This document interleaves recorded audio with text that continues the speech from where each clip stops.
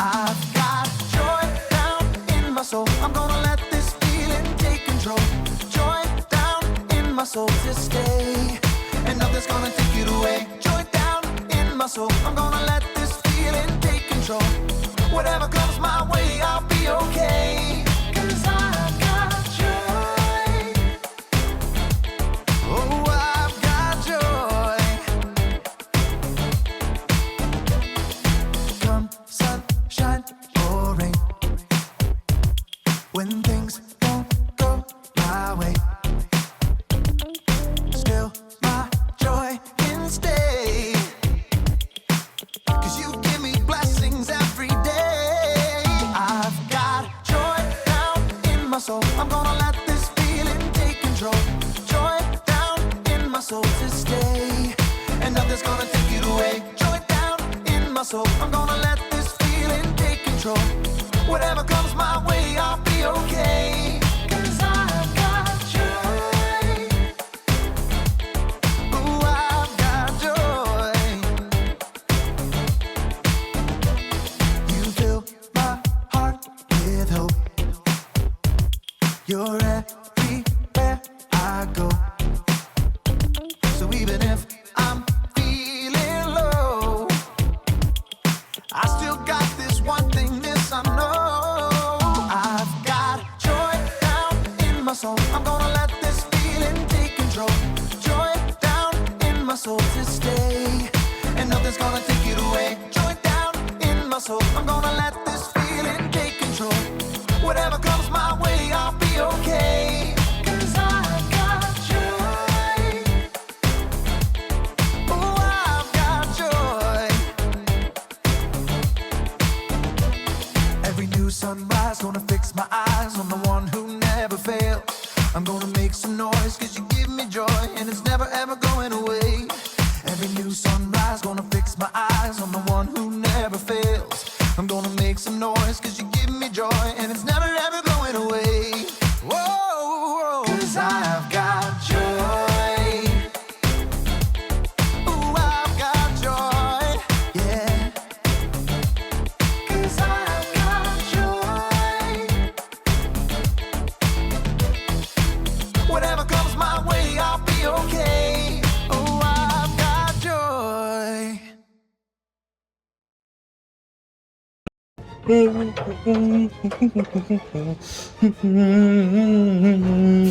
Oh, hey! Welcome to Story Lab. Hey, welcome to Story Lab.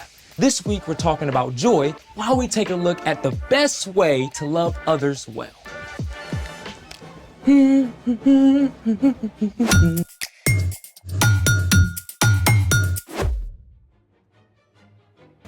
I'm Zeke. And that's Carter. And we're talking about joy, which is choosing to celebrate what God is doing. Carter. What? Oh! Hey, I'm Carter. I already said that. And we're talking about... Yep, already did that. Sorry, I just got a little carried away. You wanna let us in on your tunes? Sure thing. Ooh. What is this?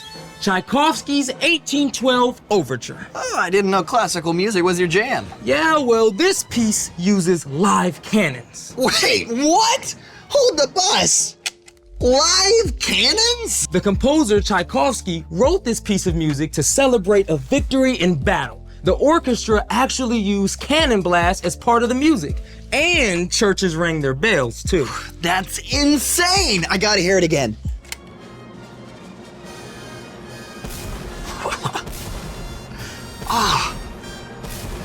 So, do orchestras still use actual cannons when they play this piece? Sometimes if it's outside, but a lot of the time they just pop a balloon or use a pre-programmed electronic drum pad. Yikes! I guess that's one way to celebrate. I've got a better way we can celebrate. I'm in. How do you feel about confetti? Positive! Well, that was positively underwhelming. You can't just toss confetti, you have to launch it. Ah, I see where this is going. Let's make it! You only need a few basic supplies to make a confetti launcher. AKA confetti cannon. We've got a plastic syringe, tubing, construction paper, tape, And lots of confetti. Step 1. Cut a square piece of construction paper and cut a curve on one end. Then roll it into a funnel shape so the narrow end can just fit over the plastic tubing. Tape the funnel securely.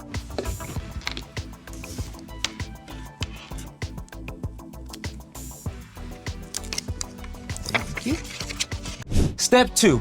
Put the funnel over the end of the plastic tubing and tape it in place. You want to make sure that the seal is airtight.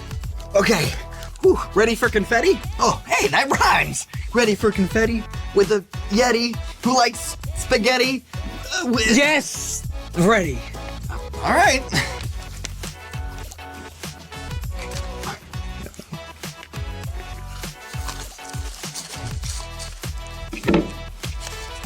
Okay.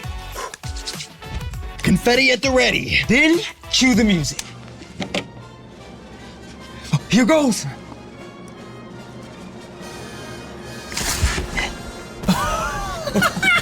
That was great. That's amazing.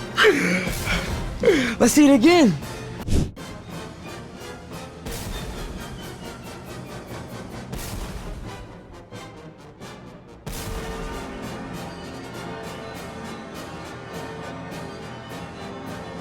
When the plunger is pressed, it compresses air inside the syringe. The compressed air is forced out of the syringe and through the plastic tubing, releasing the confetti. This is way cool. Can we share this with someone else? Speaking of sharing, it's time for The story before the story. Today we're in the book of Romans, the 6th book of the New Testament. Romans is a letter written by the Apostle Paul to the believers in, you guessed it, Rome. Paul had never met these Jesus followers, but he prayed for them often and hoped to visit soon. In this letter, written while Paul was in Corinth, he encourages the believers. He clearly lays out God's grace in sending Jesus to set us free, Because of what Jesus has done for us, we can show God's love to others. which is where our story starts. Take it away. Hey everyone, I'm Brian. The Apostle Paul traveled all over, sharing the good news about Jesus. Now, Paul covered a lot of ground, but still, he couldn't be everywhere all at once. So, when Paul started hearing about the believers in Rome, he sat down and wrote them an epic letter. I, Paul, am writing this letter. I serve Christ Jesus. I've been appointed to be an apostle. God set me apart to tell others his good news. Paul went on to detail how those who follow Jesus are set free from sin, from the wrong things they've done. And because of that, their lives can begin to look different. Don't live the way this world lives. Let your way of thinking be completely changed. And as we follow Jesus, God begins to change the way we think. And it starts to play out in how we treat the people around us. Love one another deeply. Honor others more than yourselves. Then Paul got down to the nitty-gritty, what loving others can really look like. Be joyful with those who are joyful. Be sad with those who are sad. Short and simple, right? But let's take a closer look. Be joyful with those who are joyful. Be sad with those who are sad.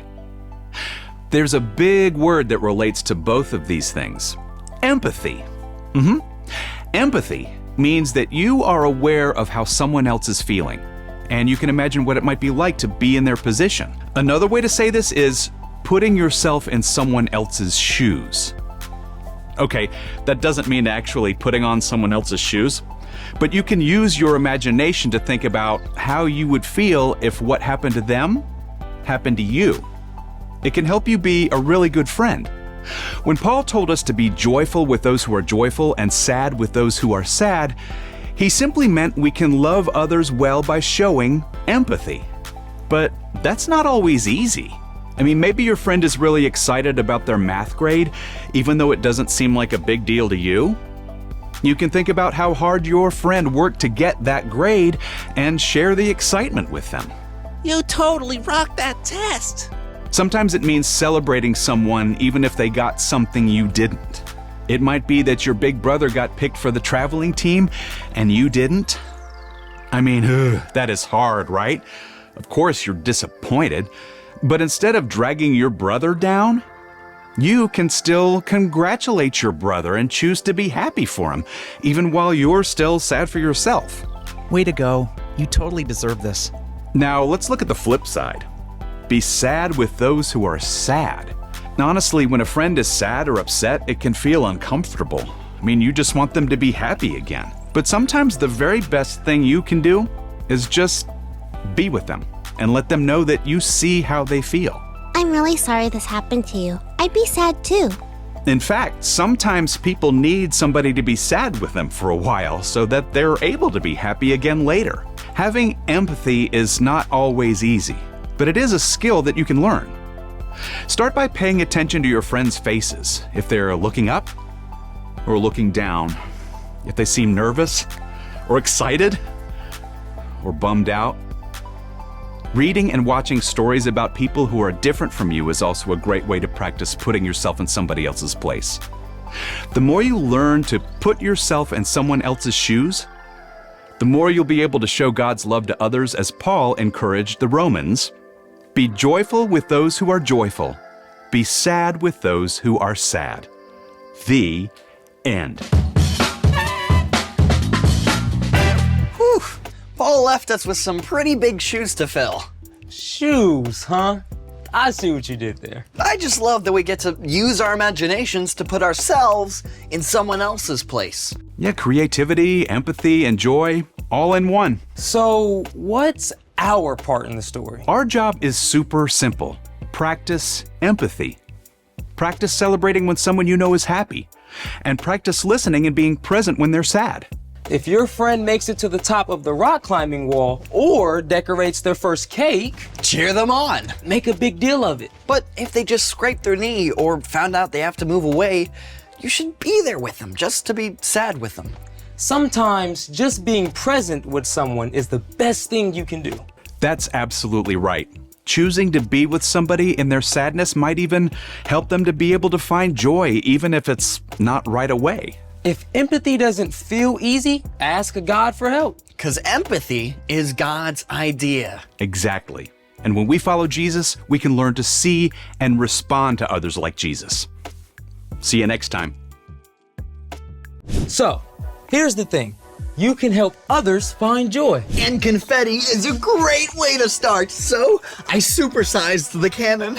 You ready? I'm ready. Okay, 3, 2, 1. Look at it! It's everywhere! I feel One more the in, joy, one more bro. in. Whoa! There it goes! Oh, look at it. Oh. Now maybe we should empathize with whoever has to clean this up. You mean like us? Oh, right. Thanks for joining us in the Story Lab. See you next time. I got the floor. I'm gonna go to the bathroom right quick. I'll be right back. Okay. You leaving this for me to do? What'd you say?